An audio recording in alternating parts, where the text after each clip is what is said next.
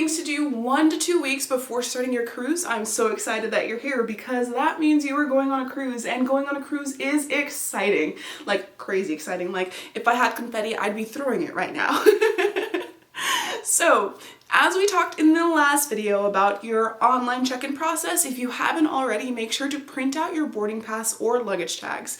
Sometimes you can do your boarding pass digitally. I prefer to have it all printed out because I am just someone who prefers to have paper in my hand. But the luggage tags, definitely print them out and print out 1 luggage tag per bag that you want the cruise porters to deliver straight to your room. The next thing you want to do is notify your banks. So you will be making purchases most likely outside of the country or sometimes inside of the country if you are going to a different state.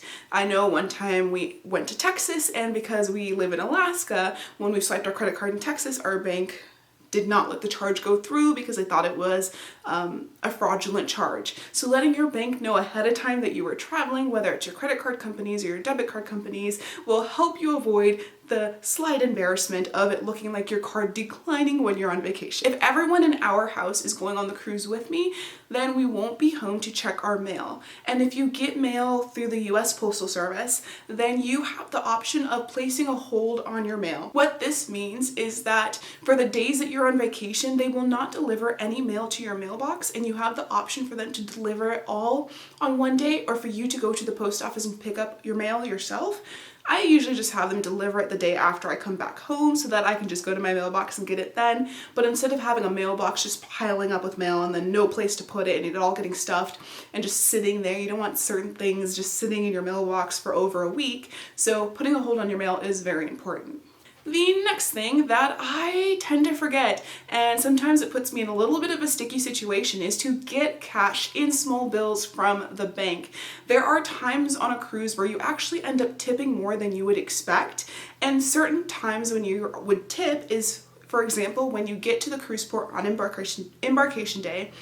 Some people, if you don't want to carry your suitcases, which I really don't suggest you do, because you want to make it to the Lido deck or the buffet and start eating right away without so many suitcases in your hand, then you want to give them cash for taking your suitcases and putting it on the ship. The suggestion that most people that I've heard say, and that my family and I do, is $1 per bag. And I usually have 2 bags, so I have $2 ready to hand to them so that they can take it on the ship for me.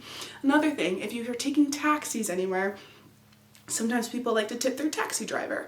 I know one of the taxis that I've taken, they actually gave us a tour of the city. So if you're taking any tours, for example, on excursions, then you also would want to tip them as well. Some other places to tip, I know that in your cruise, you have the option of prepaying your gratuities or your tips while on the cruise. But some people or staff members, crew members on the ship have really excellent service.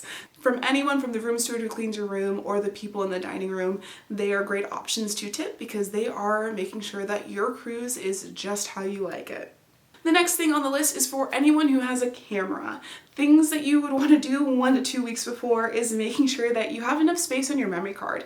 So it's not an easy time to make sure to clear out your memory card and put it on a hard drive. So give yourself a little bit of time so that you are not doing something that I've done and like the day that I'm leaving stressing to make sure that everything on my memory card gets put on my hard drive. You don't, trust me, you don't want that. The next thing to do is to start packing for your cruise. Giving yourself some time to pack for your cruise will help you adjust, especially if it is your first cruise that you're taking. For my tips and tricks on how I like to pack for my cruise and how I organize my cruise outfits, click the video you see on your screen.